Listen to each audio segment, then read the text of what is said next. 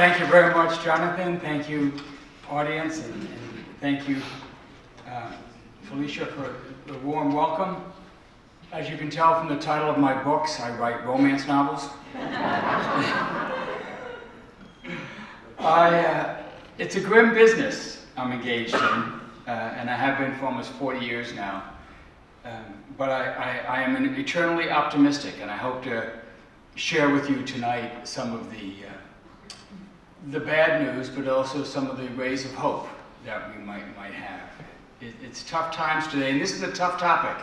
You're talking about, just from listening to Jonathan, and I'm looking forward, Jonathan, to our discussion, because I want to ask you some questions about countering weapons of mass destruction and the kinds of work that you do. You could have somebody up here talking about these issues. You could have 10 different speakers, and they might take 10 different facets on this. It's a very complicated subject, but I'm hoping to give you an overview,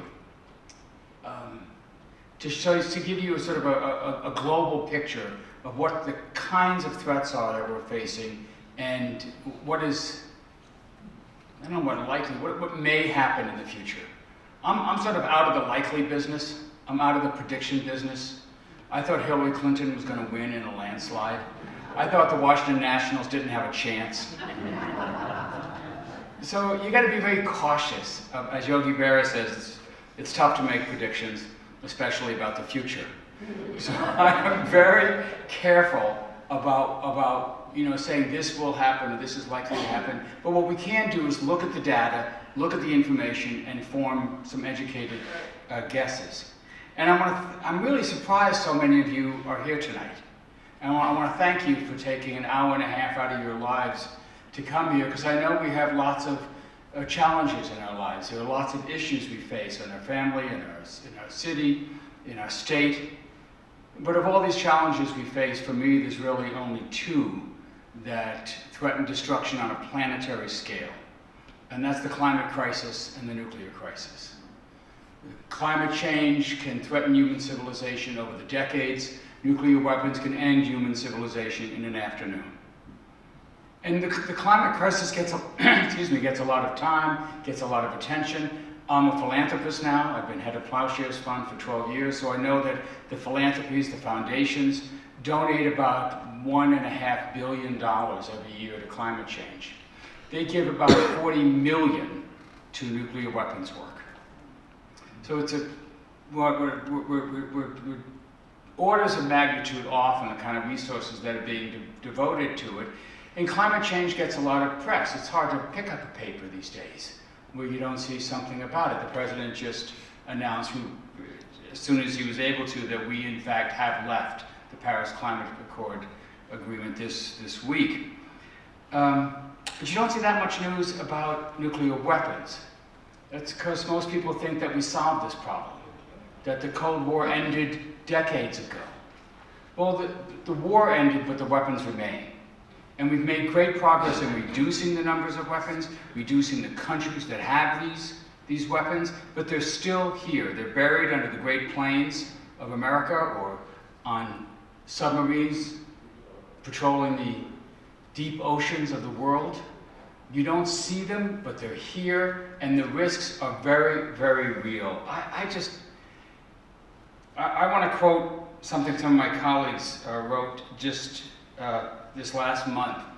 This is former Secretary Ernie Moniz, former Secretary of Energy, who's one of the smartest men I know, and former Senator Sam Nunn, who's head of the Senate Armed Services Committee when I was working on the House Armed Services Committee staff. And they have this quote, the dynamic that's going on in the US-Russian relationship, clashing national interests, insufficient dialogue, eroding arms control structures, advancing military technologies, and new threats from cyberspace have destabilized the old equilibrium, creating a state of strategic instability, where an accident or mishap could trigger a catastrophic chain of events. All that is needed, they say, is a spark to light the tinder. So what are they talking about? What do they mean? I mean, yes, we see Iran, we see North Korea, but the tinder? So let me outline it for you. Let me tell you what they're talking about. And the way I see it, there's 5 large threats. I've been doing this work for a very long time. You'll see in some of my books out there that I do almost an encyclopedic review of the threats around the world. I used to do it in volumes, I used to do it in conferences, now I do it in end-of-the-year articles, but here are the 5 current threats that I think you have to worry about, and we'll go into some detail about them. And I want to leave plenty of time for Q&A so that you get to ask me the questions you're most concerned about. So take notes. I'm going to hit some topics, you note them down and go, let's go back to that. Number 1. The number 1 threat we face, the number 1 problem we have is not something that a lot of people talk about, but it's happening, is that we're in a new nuclear arms race. There was a nuclear arms race for most of the Cold War. I think you could say that starting with Ronald Reagan, we started to slow that race down. We started to unrace. We went from a peak of about 70,000 nuclear weapons in the world in the mid-1980s. US and Russia had about 95% of them. So we each had about 34,000 nuclear weapons each. Ronald Reagan turned that around. He was the first president that negotiated treaties that started reducing these weapons, not just limiting them. And since then, we've climbed down because of Reagan, George H.W. Bush, Bill Clinton, George W. Bush, Barack Obama, all of them, Republicans and Democrats, liberals and conservatives, followed the same strategy. We don't need these weapons anymore. Let's move steadily towards getting rid of them. And we're down to about just under 14,000 in the world today. 14,000 nuclear weapons. Now that's an enormous number of nuclear weapons, and most of these are still held by the United States and Russia. We hold about 91% of the global arsenals. And these are big weapons. These are hydrogen bombs. So we destroyed the Japanese cities of Hiroshima and Nagasaki with atomic bombs. Each one had a yield of about 15,000 tons of TNT, 15,000 tons. Now that is an enormous yield. That is an enormous destructive force. It would take hundreds of conventional bombs, hundreds of bombers carrying thousands of conventional bombs to do that kind of damage, 15,000 tons. And with Hiroshima, 1 plane, 1 city. The citizens of Hiroshima, when they saw the Enola Gay flying over them, weren't worried, because what could 1 bomber do? And that's what happened on that fateful day 74 years ago. We changed the nature of warfare. We changed a new type of weapon. We had mastered the elements of the universe. We could actually split the atom, and it released an enormous kind of force. So that's what the old weapons were. Now we have hydrogen bombs. Starting in 1953, the US and then Russia quickly developed hydrogen bombs. These do not split the atoms, they fuse them together. And fusion is the basic energy force of the universe. This is what the sun does. And we pathetic human beings are actually able to duplicate the core energy in the universe. And we're able to, all stars, the sun being one of them, are powered by this force. We can do it here on Earth. We use an atomic bomb to give the energy, the heat, the radiation, the pressure to fuse elements of hydrogen together. That's why they call it a hydrogen bomb, the basic element of nature. You fuse it together, and that releases even more energy. So the kind of bombs we now have that are deployed on our subs and missiles and airplanes are these thermonuclear bombs, fusion bombs, hydrogen bombs, and they range from somewhere around 10 times the bombs in Hiroshima to 30 or 40 times the size of the Hiroshima bombs, so each one. And that's what Russia has, and that's what Great Britain has, and that's what France has. India and Pakistan and Israel only have atomic bombs. China has hydrogen bombs, and North Korea has atomic bombs. But all those, of these 14,000 weapons that are in the world, US has about 6,000, a little more of them. Russia has about 6,000. The rest of the countries have a couple of hundred each. 9 countries all told. The problem is that we've stopped reducing. We are no longer going down. We flatlined. And every single one of those 9 nuclear countries is now building new weapons. Some are expanding their arsenals, North Korea, India, Pakistan. Some are replacing weapons that wear out. Nuclear weapons delivery systems are like cars. They wear out eventually. You have to replace them. So we're now replacing the bombers and subs and intercontinental ballistic missiles that were built in the Carter and Reagan administration. And the Russians are replacing the ones that were built in the Brezhnev era. They're wearing out, they're building new ones. The cost is enormous. We expect that all these countries will spend about $1 trillion this decade on new nuclear weapons. The US alone is going to spend almost $2 trillion over the next 25 years. So we are going to pay US taxpayers almost $2 trillion for a whole new generation of nuclear weapons that will be with us another 30 or 40 years. Every one we have now, retired, replaced with a brand new one. And countries are building new kinds of weapons. You may have seen Vladimir Putin bragging about these hypervelocity weapons, or a nuclear-powered cruise missile, or an underwater nuclear-powered drone that could travel under the oceans, all designed to circumvent a US missile defense if we ever figure out how to build an effective one. The US is also developing new kinds of nuclear weapons, not these very strange weapons that Putin's playing around with, but there's a push this year. In fact, one of the debates in the Defense Authorization Bill, the bill that funds the Pentagon, that funds all the military, that is now in conference between the House and the Senate, one of the key divisions that is delaying that agreement is a provision that was passed by the House to block funding for a new weapon that President Trump wants, a so-called low-yield weapon. The theory is that because we all have hydrogen bombs, we are hesitant to use them, that they're too big. As they say, we're self-deterred. So in order to make them more usable, in order to make military commanders or presidents more willing to use a nuclear weapon, we need a smaller bomb. We have to go back to the atomic bomb, and that's exactly what they're doing. Inside every big bomb is a little bomb. As I said, you use the atomic bomb to fuse the hydrogen. Well, you can just take the hydrogen out, and you can leave the missile with just the atomic bomb. And that's what the contractors and the Navy want to do now. Take some of the submarine-launched ballistic missiles and put little warheads on them. So we can use our subs to fire a small nuclear weapon, which commanders and presidents might actually use. And there's a whole theory that goes along with this that says we can use a nuclear weapon at a small level, and that will end the conflict. That will convince our opponent that we are very, very serious and they better not proceed, whether that opponent is Iran, that doesn't have nuclear weapons, or Russia or China that do. That new kind of weapon, these new doctrines that are being developed, is one of the things that Moniz and Nunn are talking about, these new theories, this new race. It's underway. And as part of this new race, the countries are tearing down the guardrails that used to be there. The arms control treaties that were negotiated. Since the beginning of the atomic age, presidents and other world leaders have seen that this was a threat to human civilization. That this, as Einstein said, changed everything except our way of thinking. And we had to adjust to this new reality. We had to adjust that we now had the power to kill our species, that we could do this in an afternoon.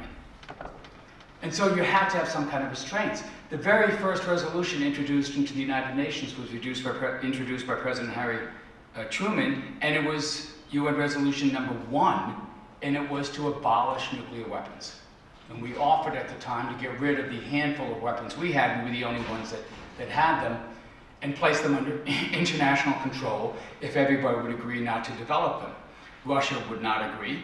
Stalin said at the time, he told his scientists, that Hiroshima has broken the equilibrium, has broken the balance.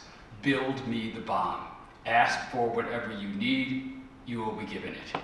And so Stalin raced to build his own bomb. He got one in 1949, and the arms race was on. That we went quickly from atomic to hydrogen, from a few dozen to thousands. By the time John F. Kennedy was inaugurated, we had 20,000 nuclear bombs.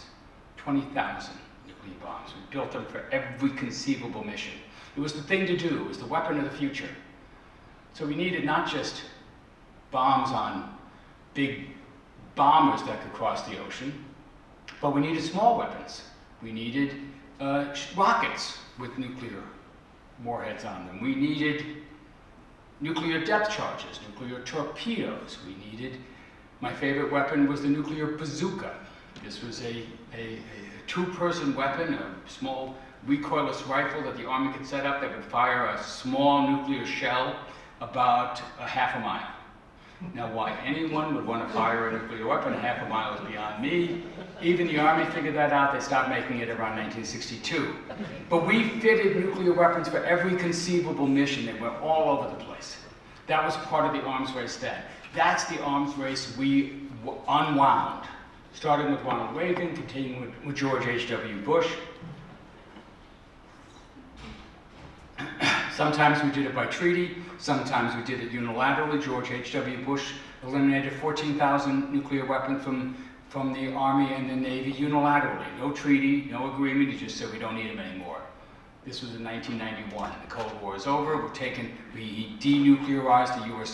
surface fleet. He denuclearized the U.S. Army. No more atomic cannons, no more atomic bazookas, no more depth charges, no more, etc. Took them all down.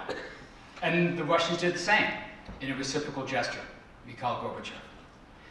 But while all this was happening, there was always an element in the U.S. politic, in the U.S. military thinking that didn't like making agreements with our enemies, that didn't trust them. We can't trust our security to pieces of paper, they would say.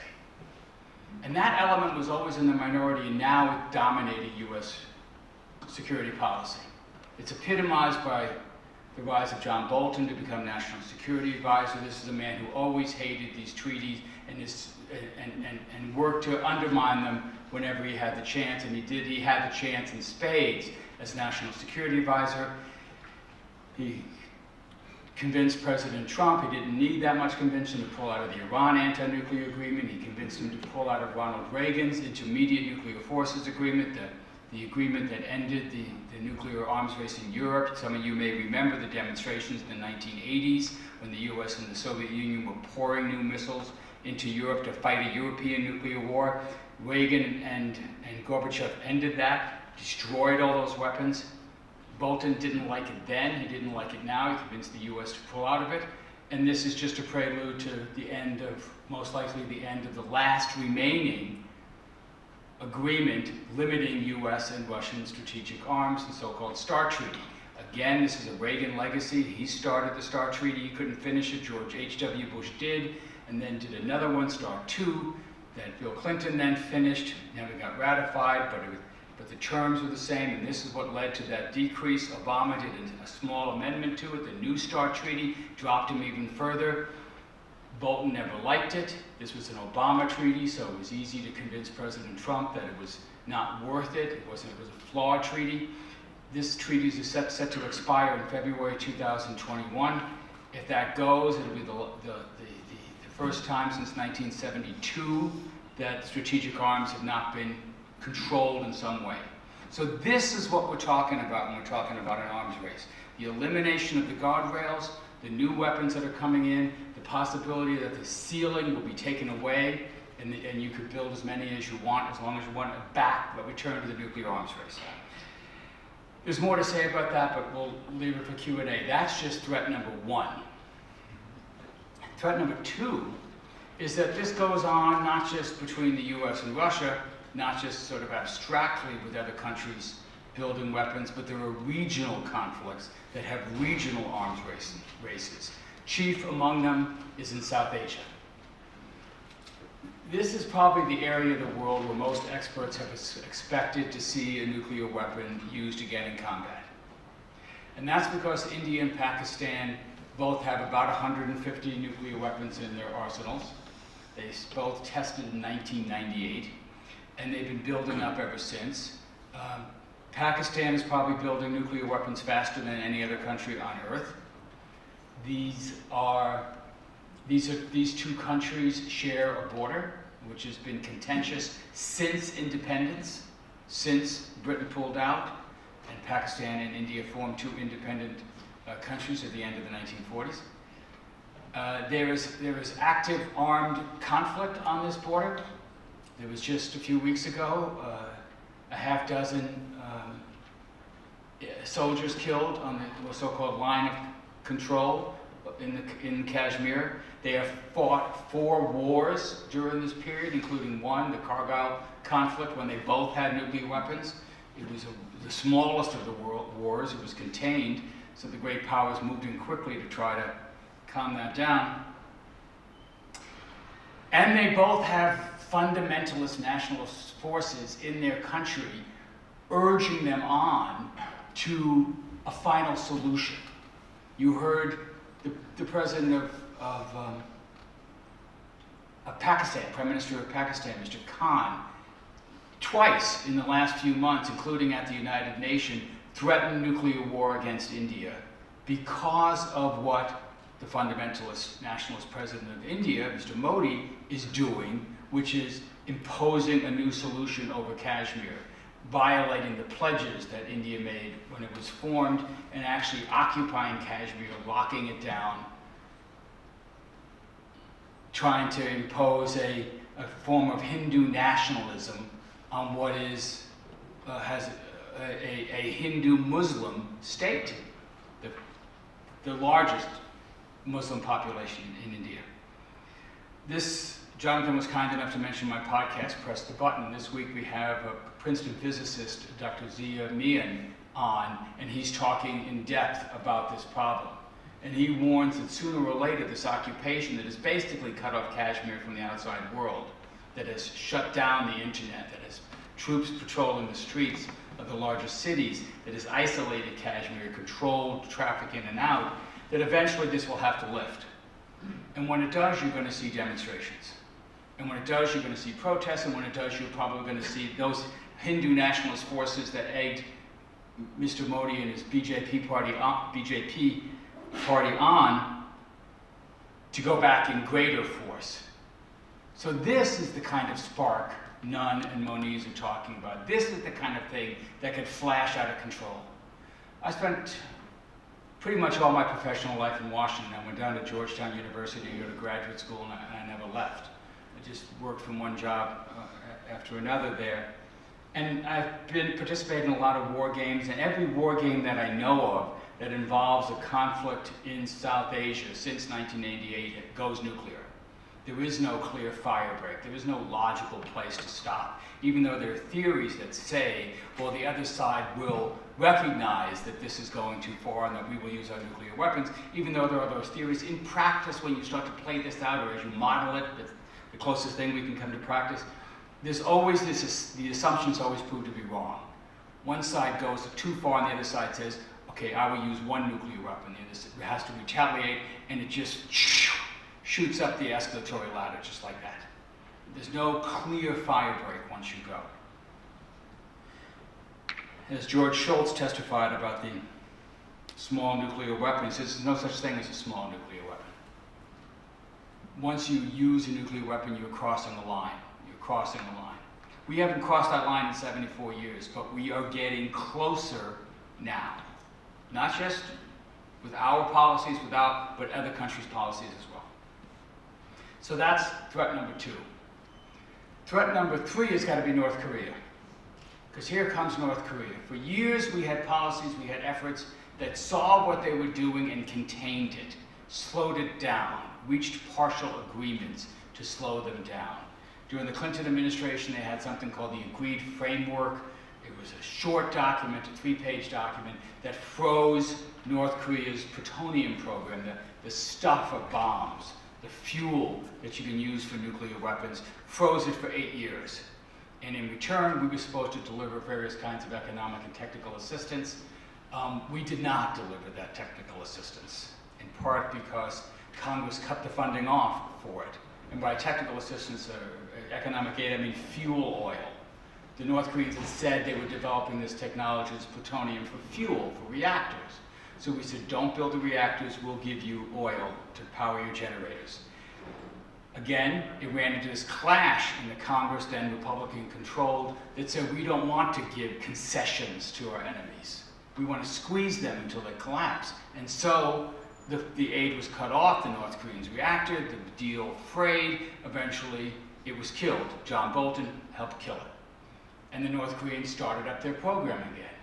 The deal collapsed in 2003 and 2006, they tested a nuclear weapon during the administration of George W. Bush. And they've conducted 6 tests since then. We believe that they have perfected the technology, they perfected the art, they know how to build a nuclear weapon. The last test, we believe, was a hydrogen bomb test. It was underground, but it went off at a very large size. The gases we detected in the atmosphere afterwards are consistent with the fusion device.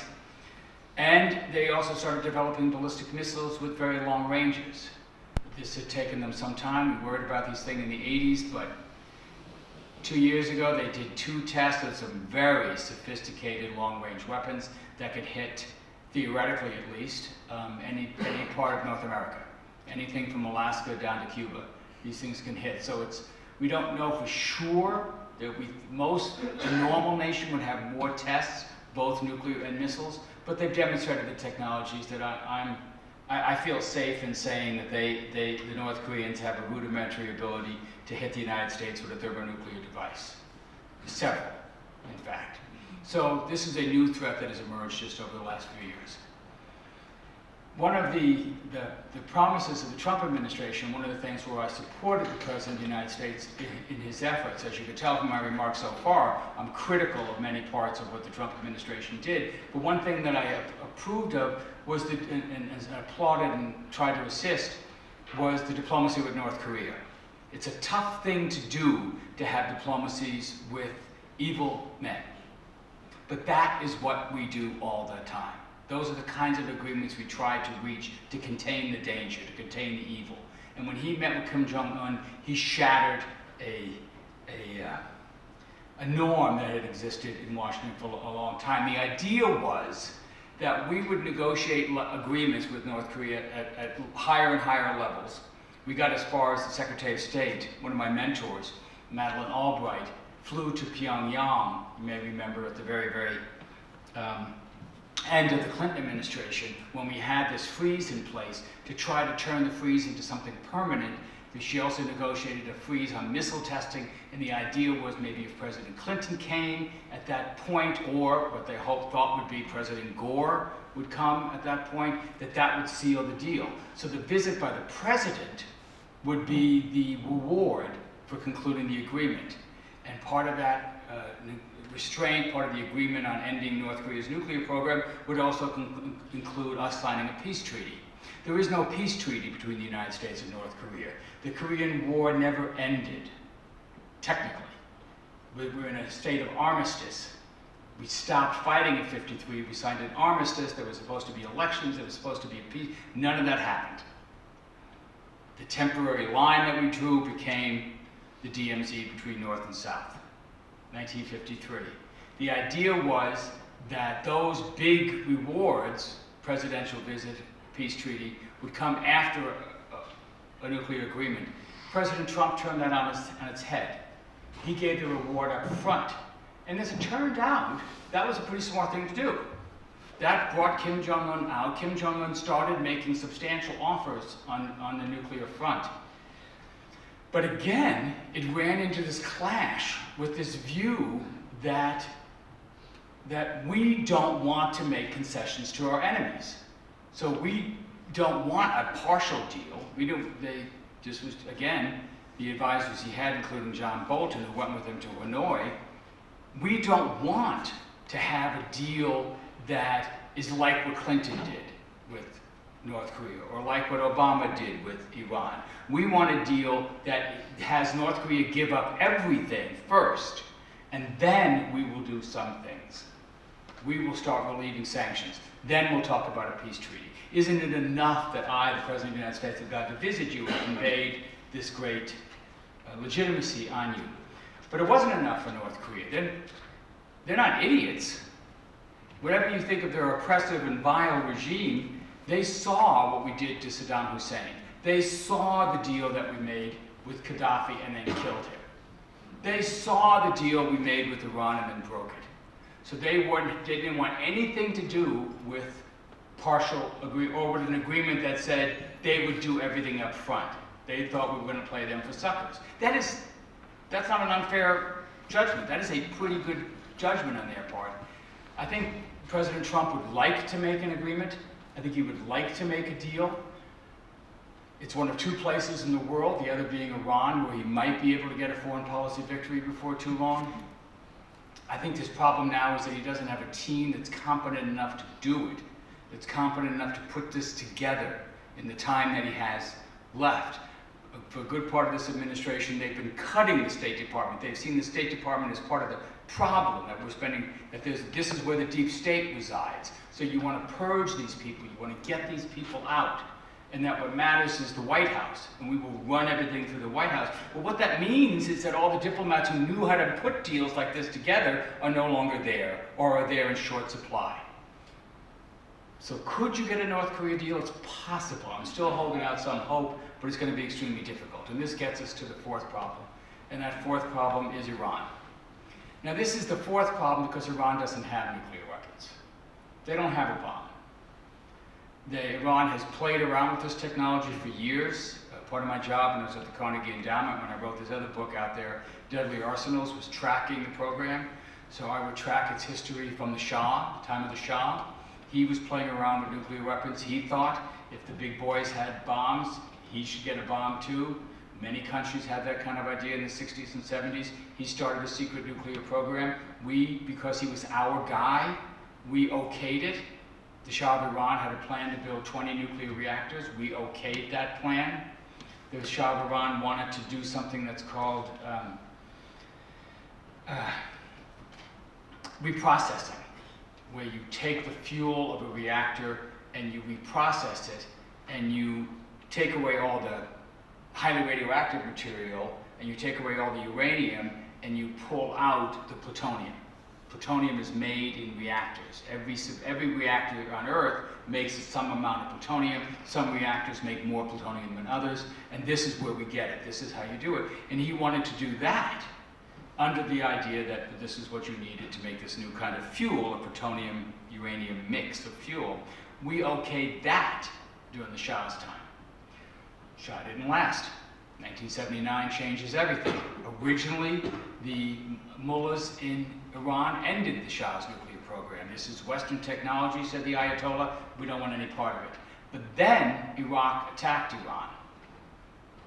Shortly after the revolution, 1980, 81, they attack Iran, and Iran is left on its own.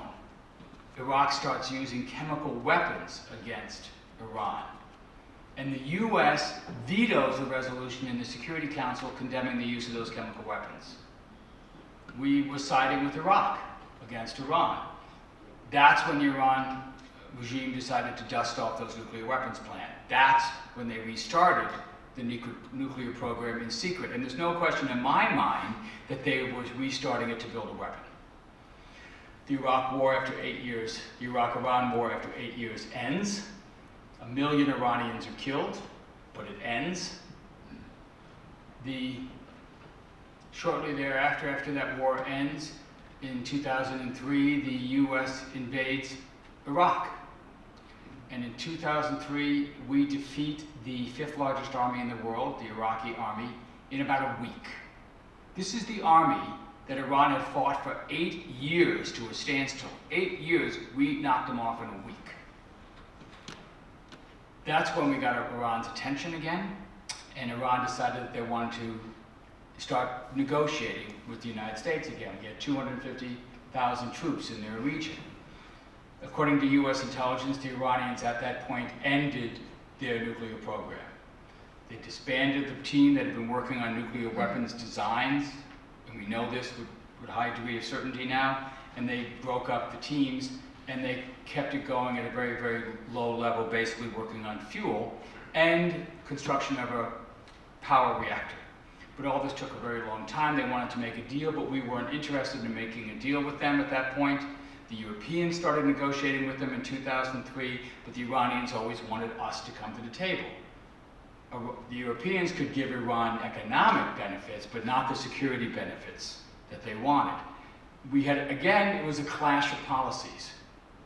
The George W. Bush administration at that point had a policy that was summed up by Vice President Cheney. We don't negotiate with evil, he said, we defeat it. And that was the idea. We were going to roll through the Middle East. We were going to take down one offensive regime after another and replace it with pro-American regimes that would secure American security interests in the region for generations to come. That didn't work out. That was, many people believe, the greatest strategic blunder in US military history. We're still dealing with the chaos of that decision, of that failed national security policy. So when Barack Obama comes in, he's trying to clean up part of this mess, and part of that mess is he wants to pick up the negotiations with Iran. And after a year or so, some secret contacts, direct contacts between the US and Iran are established, not diplomatic recognition, but in 2013, the Secretary of State, then John Kerry, meets with the foreign minister of Iran. That was the first time that the US Secretary of State had met with the foreign minister of the Islamic Republic. And and the Europeans, which have already been engaged in these talks all along, now form the talks in a bigger circle. Russia's invited in, China's invited in, and we have these European Union, France, Germany, Russia, China, us, and after a good year and a half of negotiating, we developed what I think of as the strongest non-proliferation agreement ever reached, the Iran nuclear accord, known as the Joint Comprehensive Plan of Action. These guys need some Hollywood writers to give them better titles for this stuff, but it's called the JCPOA. This thing works. This thing works. Iran rolls back its program, freezes it, and puts it under a microscope, the toughest inspection regime ever created. There are no flaws in this agreement. This is not a weak agreement. This is not a mistaken agreement. The only flaw in this agreement is we didn't have photos. So you never saw the photos of the Iranians ripping out 13,000 centrifuges out of their facilities and putting them into storage. You never saw them pull out the core of their plutonium production reactor, drill it full of holes, and fill it with concrete. You never saw the IAEA inspectors coming in to all their facilities and putting state-of-the-art radio frequency fiber optic seals on doors, on barrels, on storages, so that if anyone breaks those seals, they would know it in Vienna instantly. You never saw that. You didn't see it because the Iranians didn't want you to see it. It was embarrassing that they were giving up this program. They were making these kinds of concessions. So why were they doing it? Because they wanted to re-enter the US Western economic system. They need Western assistance, US and European, and Russian and Chinese, to rebuild their economy. And so that was the deal. They were willing to give up this program, which had risks associated with it anyway. Did Iran really want a nuclear bomb? I've talked with many Iranian officials and they say, no, that'd be crazy. Why would we develop a nuclear bomb? If we develop a nuclear bomb, what do you think our neighbors are going to do? Which is the kind of logic that most countries in the world have. Most countries in the world do not have nuclear weapons because they believe they're safer in neighborhoods, in continents, in regions where no one has nuclear weapons than when there's an arms race. They see what went on between the US and the Soviet Union. They remember the fear of the 60s, 70s, and 80s. They see what's happening in South Asia. They don't want any part of it.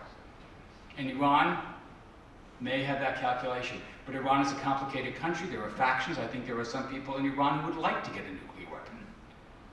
Iran is a lot more like a normal country than you would think, despite its abnormal regime. It's got intense politics, intense factional fights. When we pulled out of that regime, we then started to lift the lid. The Europeans have been working frantically to keep the lid on. Now remember, we pulled out. The deal still exists. The deal is there is no withdrawal clause to this deal. We just stopped complying with it. We're technically in violation of the deal because we reimposed all the sanctions that we had just lifted. So Iran never got the economic benefits it was promised. It destroyed all this equipment. It shipped out all the uranium gas they had built. It did everything it was supposed to do. And again, the Americans reneged on their part of the bargain. I'm not saying this to justify the regime in Iran. I'm with the majority of Iranians. I would like to see this regime go. I'm just explaining the dynamic that's going on here and why they're doing what they're doing now. So when you see the story that was in today's paper, that the Iranians are starting to violate parts of the agreement, this is why they're doing it. The Europeans have been trying to keep the deal together, trying to find a mechanism to give Iran the economic benefits they were promised. But they can't, because we are the most powerful nation in the world. Not just militarily, not just on streaming videos or Hollywood films, but economically we are the world's powerhouse. We dominate still the world's economy. And when we sanction Iran, we don't actually sanction Iran. There's some. We put restrictions just the other day on a few of the close top officials to Ayatollah Khamenei. But mainly we sanction our allies. We don't do any business with Iran. We haven't done business with Iran for decades. What we do is we sanction people who are doing business with Iran. The Japanese, the Chinese, the Russians, the Europeans, the people who are trading. And we say, if you make that deal, if your bank gives them a loan, we will cut off your bank from the US financial system. Well, it's no contest. I mean, it's no contest. You can buy oil from lots of people. And after that, you're talking about cashews, pistachios, and carpets. Those are the top three exports of Iran. Hydrocarbons, number one, and then pistachios and carpets. The Italians, for example, buy a lot of pistachios from Iran. Or did. And if for a European company, for a European bank, it's no contest. You get, yes, millions of dollars of profits from Iran. You get billions by doing business with the US.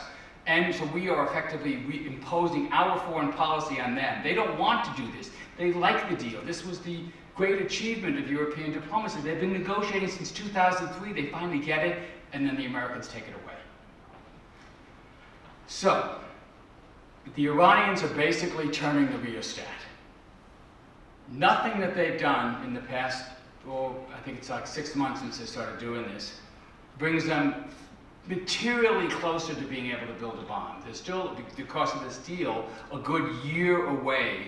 If they just went out in a full sprint, if they pulled all the plugs out, if they broke all the limitations and just ran as fast as they could, it would still take them a good year to make the material for one bomb. To turn those centrifuges that they have left that are allowed, about 3,000 or so that are operating, to put new cascades in and have them go full blast. It would take them a year to make the material for one bomb, plus another year or so to actually build it and destroy it. This is why this is the fourth ranking threat. But what they're doing is slowly saying there's a price to pay.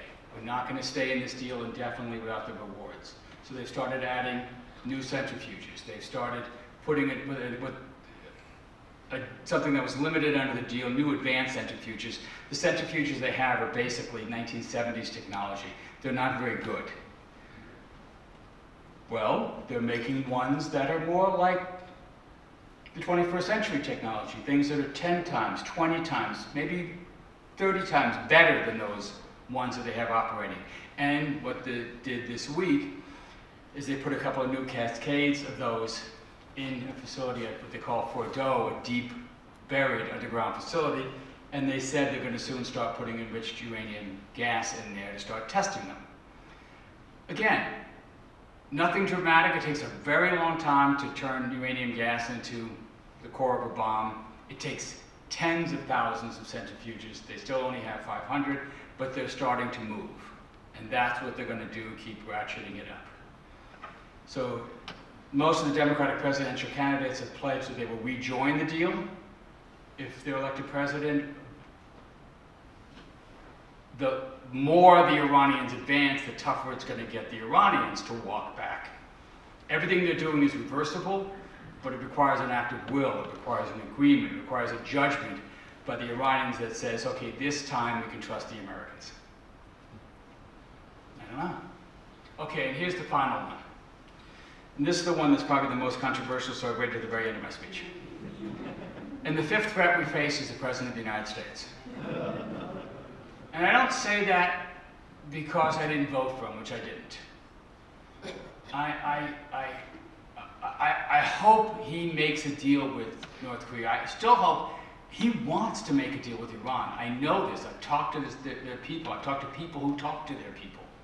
He still wants to achieve a diplomatic victory. Again, I think it's a question of competence and whether the Iranians make the calculation that there's a deal that they could possibly think would last. And there's still a chance you'll see that. But what I worry about is this combination of three things. One is the policies are continuing to rip down the nuclear guardrails. Everything they're doing is pulling things down. I worked in the House for almost 10 years. Former Speaker of the House, Sam Rayburn, said that any jackass can kick down a barn. It takes a carpenter to build one. They've kicked down a lot of barns. They haven't built anything. Nothing. Now maybe there's some strategy out here, but basically this is the clash you've seen since the beginning of the nuclear age, whether you trust international agreements or you think it's a Hobbesian world and we're just going to go build up U.S. military might and we're going to fight it out. And yes, lives will be lost, and yes, it'll be ugly, but in the end we will win. That is the clash that's going on right now. And so what you're worried about as you tear these things down, you're making it more and more risky. You're turning off the smoke alarms. They want to pull out of the Open Skies Agreement. This is the most benign arms control agreement you can imagine. This was Eisenhower's idea. He couldn't quite get it done. George H.W. Bush got it done when the Soviet Union collapsed. That we allow unarmed surveillance flights over each other's territory.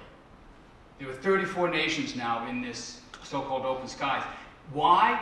Because you want to eliminate uncertainty. You want to let people see whether you're massing troops in this region or not, whether there's some deployments or not. Now, satellites can do some of that, but the technology in these planes, it's not just photo, it's sensors, not just cameras, but sensors, can tell you a lot more. There have been 1,500 such surveillance flights. We've flown 500 of them. The Europeans love this. It's particularly important for them. The U.S. wants to pull out. Again, this is John Bolton. He's gone from office, but he left a memo behind telling the president he should sign it. The president signed it. We'll see if they actually pull out. So you're worried about the policies that have made every nuclear danger this president inherited worse. You're worried that as the impeachment crisis intensifies, there could be a tendency to wag the dog. This is a common tactic of political leaders in trouble. They try to rally the public around them by engaging in a foreign conflict or by raising the specter of a foreign foe that requires the nation to rally around them and their leadership in order to defeat this common foe. And you have to be worried about the president's ability to launch nuclear weapons at any time he wants for whatever reason he wants. People do not believe me when I say this.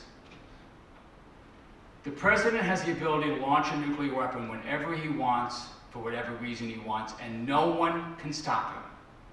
No one can stop him. You would have to physically, illegally stop the president from doing this, to do this. You've all seen the movies and read maybe the history of false alarms. And we've had a lot of them. My friend Eric Schlosser wrote the book on it, Command and Control. He lives up in Sundance. Read Command and Control. Watch the PBS American Experience show on Command and Control.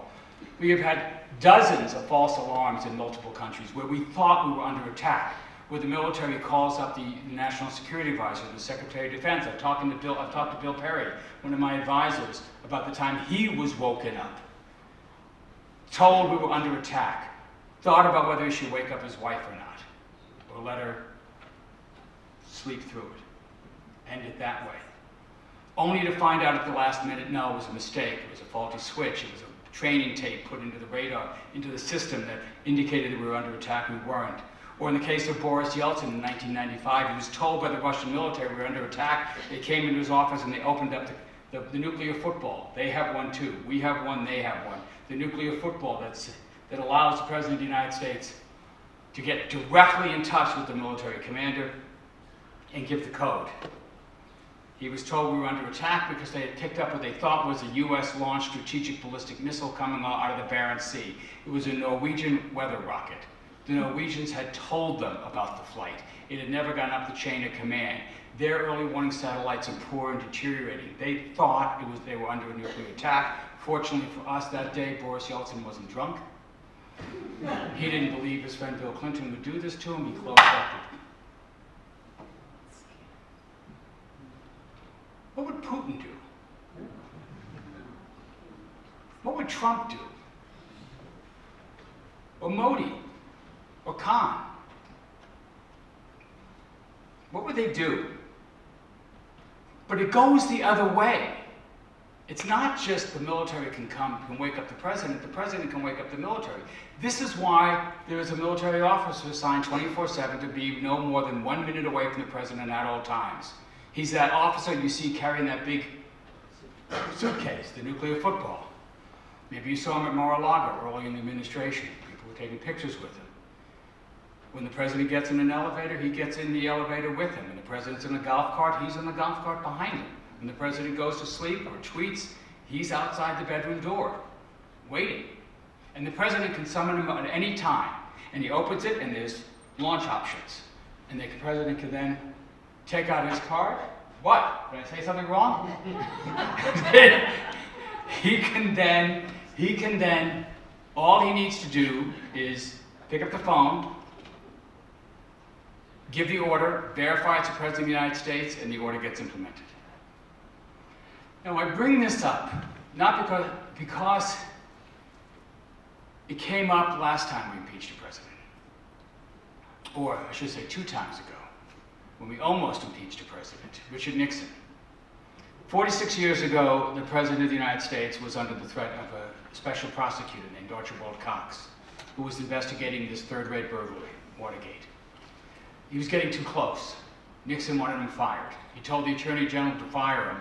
The Attorney General, Elliot Richardson, refused. He resigned. He took the Deputy Attorney General, made him Attorney General, told him to fire Archibald Cox. William Ruckelshaus refused. He resigned. He got the next in command, the Solicitor General, made him acting Attorney General. He was... Robert Bork. Yes! Give that man a cigar. Robert Bork. He was Robert Bork, and Robert Bork fired Archibald Cox. This was the Saturday Night Massacre, 46 years ago, last October. About a week or 2 later, the President of the United States was still upset about this, and he used the crisis that was then going on in the Middle East, the Yom Kippur War, to raise the nuclear threat level of the United States to DEFCON 3. That's 1 step away from nuclear war.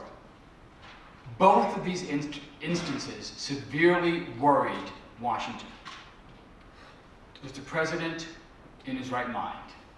Was he under control? What might he do? Things calmed down. A few months later, the Watergate hearings were being held. Things were starting to spiral up. The president was furious. How can they do this to me? I'm the president of the United States. He told a group of people visiting him, I can stand up, walk into my office, pick up the phone, and in 30 minutes, 70 million people would be dead. And that was a true statement. That's what he could do. It got worse and worse, and when they were on the eve of voting the articles of impeachment, remember, he was never impeached. The committee just voted the articles. The support for impeaching the president rose to 52%, about what it is now, and the president resigned. But he was drinking heavily. He was walking the halls of the White House, talking to pictures on the wall. This is well documented. And Jim Schlesinger, the Secretary of Defense, told the officers in the White House, if the president gives you an order, check with me first. Unconstitutional, illegal, shouldn't do that. Everybody was glad that he did. Who's the Jim Schlesinger now? Where's the cabinet official who would do that, who could do that? Most of you probably don't even know the name of the Secretary of Defense at this point. Esper. Mark Esper, close. Or the National Security Advisor. Or the Director of National Intelligence. Or the Secretary of Homeland Security. Trick question, there is no Homeland Security Secretary. I haven't checked the news for the last 2 weeks. The national security apparatus over the last couple of years has been torn down, whether by design or temperament. And so you don't have those normal guardrails in place. Not legal guardrails, not part of a system. The system is designed to give the president unitary control over nuclear weapons, to make a decision and have it implemented immediately. It's designed for rapidity and certainty. But we were always glad to have those adults in the room, that they say. And that's what worries me now. Ruth Marcus said in the Washington Post that the impeachment crisis is about to enter a very dangerous phase. She has no idea how dangerous this could become. Has no idea. And that's why this threat worries me most of all.